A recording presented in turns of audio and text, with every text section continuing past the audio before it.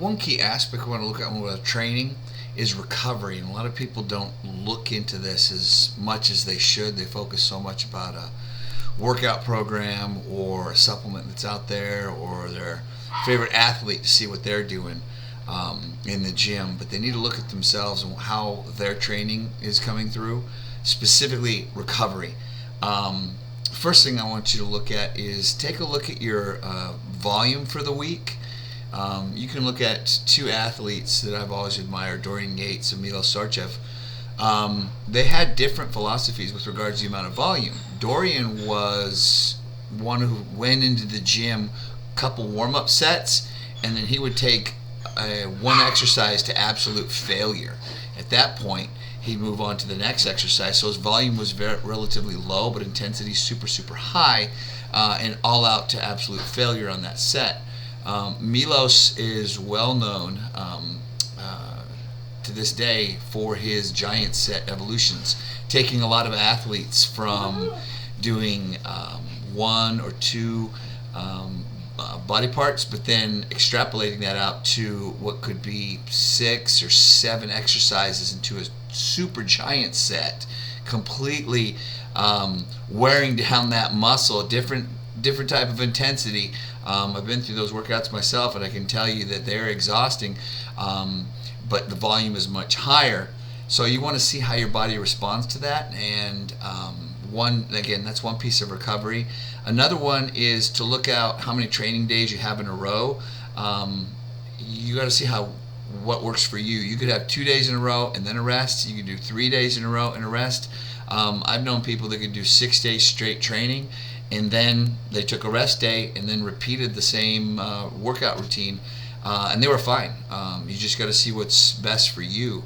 And then I'll go back to the intensity of a mesocycle. A lot of times when you start out, obviously in a program, it's new. You're not going 100%, so you don't start typically with the max volume as you've planned out. You may start with 4 to 5 sets for a body part total, and then over the course of that mesocycle, it could end up with 16 to 20 or even more sets for that body part, but you've increased your intensity over time. Keeping track of those markers in your logbook is going to be critical, so that you make sure you're getting the right amount of recovery and progressing. And then you want to look at next rest days.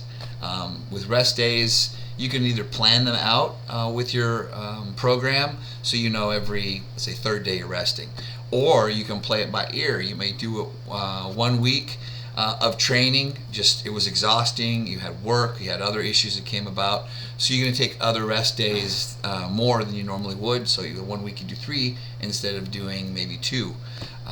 So those are just some pieces to take a look at with regards to recovery and training in the gym. Another huge component is your nutrition. Overall in your diet is important, but specifically what it is that you're consuming pre, peri, and post. So it's really around your training window in the gym. What I like to look at, what works for me, and what I do with a lot of my clients is before they're going into the gym, and that's anywhere between 30 to 90 minutes, and again, everybody's different, is you're going to have a quality protein that's going to be chicken, beef, fish, pork, something along those lines that you can digest relatively easy, and then some slower digesting carbohydrates, and you may or may not have some fats along with that. Again, everybody's different.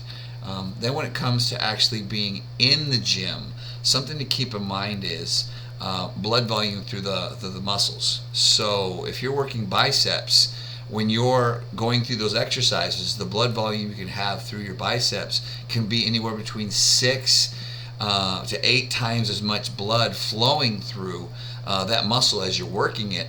So it's a great time to take advantage of some amino acids in the form of some EAAs, some quick digesting carbohydrates. It could be waxy maize, it could be carbolode, it could be Gatorade, and even creatine at that time. So as you're working out, that blood is bringing in nutrients into the muscles as you're working out. adding to that pump effect in the gym. And then post workout, this can be anywhere between, right after you're done training to upwards of about an hour, because we want to take advantage of that spike in muscle protein synthesis. One, it's generated from the workout, but then two, by having some additional amino acids, specifically leucine, L-leucine, you're going to have a greater effect of that muscle protein synthesis.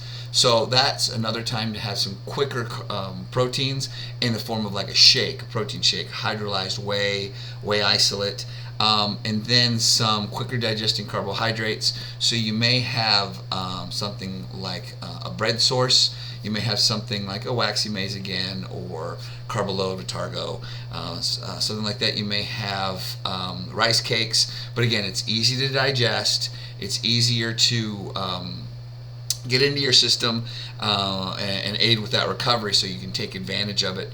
You may not have to add some additional aminos. It may be enough of what's already in your protein. Again, this is going to be different for each person that's actually training and how the recovery is, but keep track of it. Along with your training, you want to track your food, so you can see how, as your body starts to grow, your training changes, but then your nutrition should change right along with it to support those aspects and continue to progress. And then the last point I wanted to focus on is sleep. Trying to get that 7 to 8 hours of sleep a night is so important. You can look at it in the form of as a whole. One shot in the evening to get it, or if you have that ability to take a nap, it could be during your lunch break, 15-20 minutes, catch some Z's there. Could be in the afternoon, could be and I did this for a while, as I would actually get done with my day, eat dinner, and take about a 20 to 30 minute nap before I would go to the gym, just to get a little bit of extra sleep and in recovery. It helped. It worked for me. Find kind of what works for you, but these are some things that I want to talk about with regards to recovery in progressing towards your goals. So you've got the training, you've got your nutrition, and then you've got sleep. Hopefully this was useful for you. Please leave some comments, subscribe, like, and I'll talk to you soon.